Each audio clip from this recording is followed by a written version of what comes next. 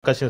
దిలీపాచారి గారు మీరు చెప్పండి, ప్రజాస్వామ్యాన్ని కాపాడాల్సిన సంస్థే ఎన్నికల సంస్థే ఇకటు అధికార పార్టీకి తొత్తులాగా మారి పక్షపాతం ప్రదర్శిస్తే దేశ భవిష్యత్తు ఏంటని ప్రతిపక్షాలు ప్రశ్నిస్తున్న పరిస్థితి, మీరేం చెప్తారు? నమస్కారం అండి. మీకు అదేవిధంగా ప్యానెల్లో ఉన్న పెద్దలకి, రాజ్ న్యూస్ ప్రేక్షకులకి గుడ్ ఈవినింగ్. ఇప్పుడు కొత్త జపం అన్ని స్లోగన్స్ అయిపోయినాయి రాహుల్ గాంధీ గారివి. ప్రస్తుతం ఓట్ చోరీ జపం చేస్తా ఉన్నారు. కానీ తెలంగాణలో ఎట్లా గెలిచినామంటే దాని గురించి చెప్పారు. మానవతరాయ్ గారు కొత్త సైన్స్ చెప్తాడు. మేము ఇక్కడ బలంగా ఉన్నాం, అందుకని ఇక్కడ ఓట్ చోరీ సాధ్యం అవ్వట్లేదు, అక్కడ కర్ణాటకలో బలంగా ఉన్నాం అని చెప్పి. మరి బలంగా ఉంటే 2014లో ఎందుకు ఓడిపోయారు? అధికారంలోనే ఉన్నారు కదా కాంగ్రెస్ పార్టీ. అదేవిధంగా 2018లో ఎందుకు ఓడిపోయారు కాంగ్రెస్ పార్టీ బలంగా ఉంటే? రేవంత్ రెడ్డి గారు కామారెడ్డిలో ఎందుకు ఓడిపోయాడు? మొన్న జరిగిన పార్లమెంట్ ఎన్నికల్లో రేవంత్ రెడ్డి గారు ప్రాతినిధ్యం వహిస్తున్న మహబూబ్నగర్ పార్లమెంట్ ఎందుకు ఓడిపోయారు? మల్కాజిగిరి పార్లమెంట్ ఎందుకు ఓడిపోయారు? చేవెళ్ల పార్లమెంట్ నియోజకవర్గం ఎందుకు ఓడిపోయారు? అంటే దిలీపాచారి గారు, అంటే బీహార్ ఎన్నికల వేళ వెలుగులోకి వచ్చిన ఓటు చోరీ ఆరోపణలు చేస్తున్నారు. బీజేపీ ఎన్నికల సంఘం మైండ్ గేమ్ ఆడి ప్రజల్ని పురుడి కొట్టిస్తున్నారు, నమ్మిస్తున్నారు. తెలంగాణలో మీకు అవసరం లేదు, మీకు ఎంతకీ చెప్పండి దిలీపాచారి గారు, చెప్పండి. మానవతరాయ్ గారు మళ్ళీ మీకు అవకాశం ఇస్తారు. దిలీపాచారి గారు మీరు చెప్పండి. పేరు మార్చుకున్నారా ఏమన్నా? చోరీ ఆరోపణలు చేస్తూ మానవతరాయ్ గారు దిలీపాచారి అయిపోయిందా? మీరు మానవతరాయ్ ఆచార్య గారు కానీ మీరు చెప్పండి. దిలీపాచారి గారు మాట్లాడండి. యాంకర్ గారితో చేసుకుంటే యాంకర్ గారు చెప్తాను. ఓకే, మానవతరాయ్ గారు మళ్ళీ మీకు అవకాశం ఇస్తాను. దిలీపాచారి గారు మీరు కంటిన్యూ చేయండి ప్లీజ్. మేము ఏమంటున్నాం అంటే, బీహార్ లో ఓట్ల ఎస్ఐఆర్ స్పెషల్ ఇంటెన్సివ్ రివిజన్ అని జరుగుతా ఉన్నది. పెద్దలు లక్ష్మీనారాయణ గారు కూడా చెప్తా ఉన్నారు. మరి చెప్పేటప్పుడు మరి ఎందుకు వన్ సైడే చెప్తా ఉన్నారో అర్థం కాలేదు. కానీ వారి విజ్ఞతకే వదిలేస్తాను, వారి పెద్దలు కాబట్టి వారి గురించి కామెంట్ చేయను నేను. జరుగుతున్న అంశం ఏంటంటే, ఈ ఓట్ల అవకతవకలు జరుగుతున్నాయని చెప్పి అక్కడ జరుగుతున్న సమగ్ర సర్వే. ఓట్లు ఎవరున్నారు 2001 నుంచి అక్కడ ఎస్ఐఆర్ జరగలేదండి. తెలంగాణలో జరుగుతుంది, రాబోయే రోజుల్లో తెలంగాణలో కూడా జరుగుతుంది. 20 సంవత్సరాల్లో ఎంతమంది ఒక్క సంవత్సరం 6 నెలలు కాదు చనిపోయిన వ్యక్తులు. ఇంకొకటి వీరు చెప్తున్న అంశాలు ఏంటంటే, తప్పుదారి పట్టించే విధంగా అవాస్తవాలు మాట్లాడుతూ ఉన్నారు. 65 లక్షల మంది మొత్తము చనిపోయిన వ్యక్తులు కాదు.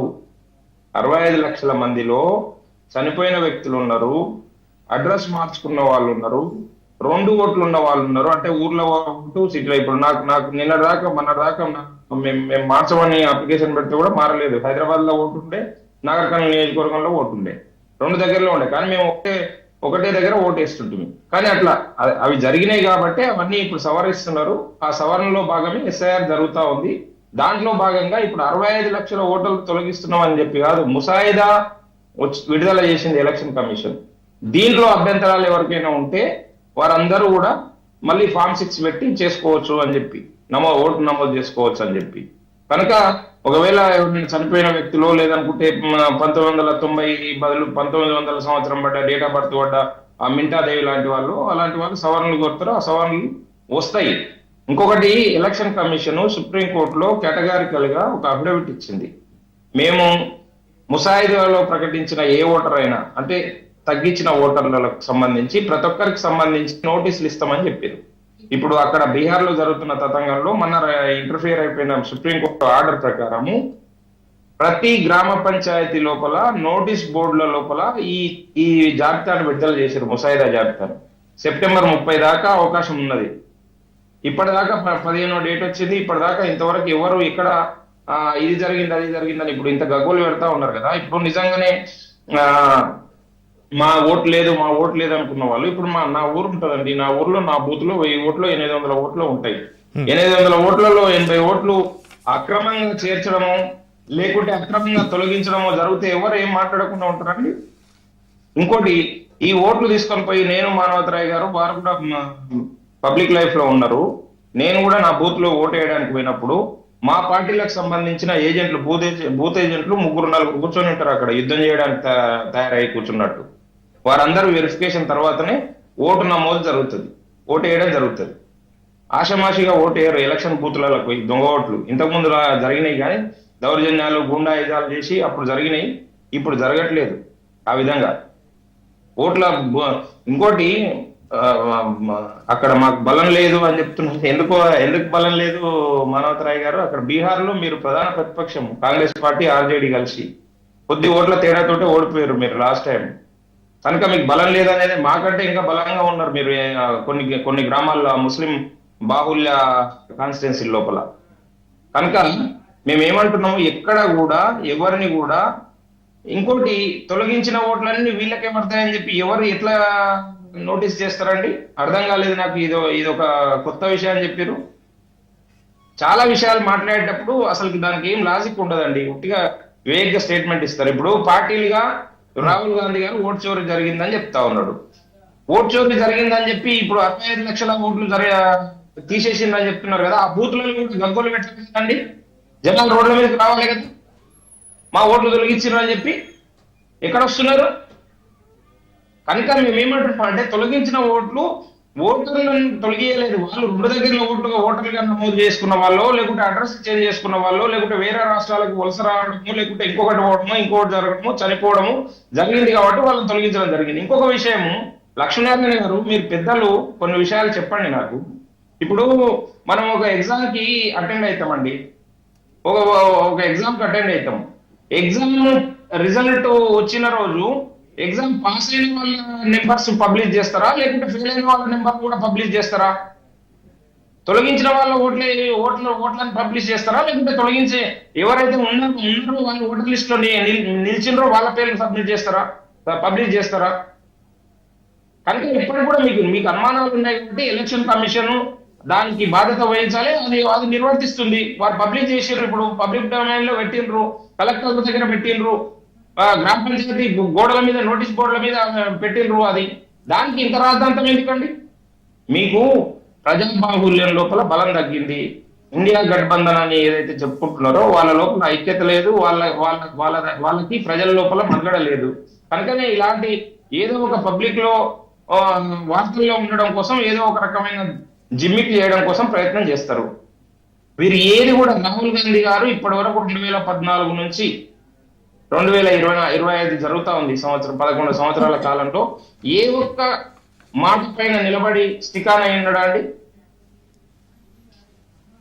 చౌకీదార్ చోరీ అనేది కదా 2018లో మొత్తం తిరిగింది కదా, దేశం మొత్తం కాళ్ళకు బల్పాలు కట్టుకొని. మళ్ళీ సుప్రీంకోర్టు పోయి ఏం చెప్పిండు? మాఫీ, నన్ను క్షమించండి అని చెప్పి మహాప్రభు అని అఫిడవిట్ ఇచ్చొచ్చిండు కదా. ఎందుకు స్టికాన్ అయ్యలేకుండా ఉన్నాడు సుప్రీంకోర్టులో పోయి? ఈవీఎం మిషన్లు తప్పు, కరెక్ట్ అని చెప్పాడు కదా. మళ్ళీ గెలిచిన దగ్గర కూడా తప్పు అని చెప్పి ఎందుకు రిజైన్ చేయలేకపోతున్నారు?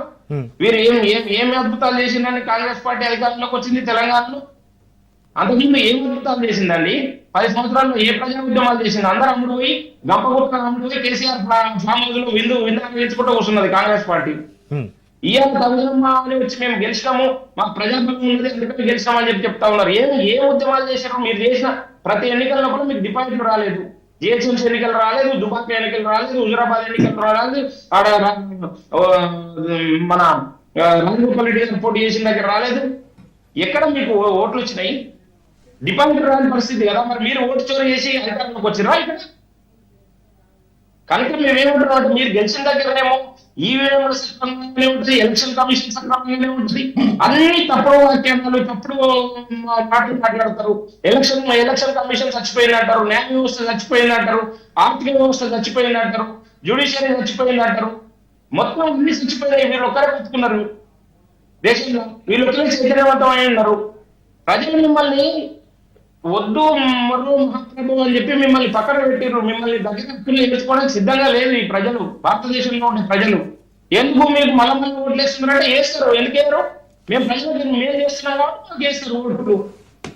ప్రజలకు దగ్గరగా ఉన్నాం కాబట్టి మాకు ఓట్లు వేస్తారు. ఎన్నికలు వచ్చినప్పుడు అంటే ఓట్లు వేస్తారా? ఎన్నికల కోసం రాద్ధాంతం వేస్తే ఓట్లు వేస్తారా? ఎన్నికల కోసం నినాదాలు ఎత్తుకుంటే ఓట్లు వేస్తారా?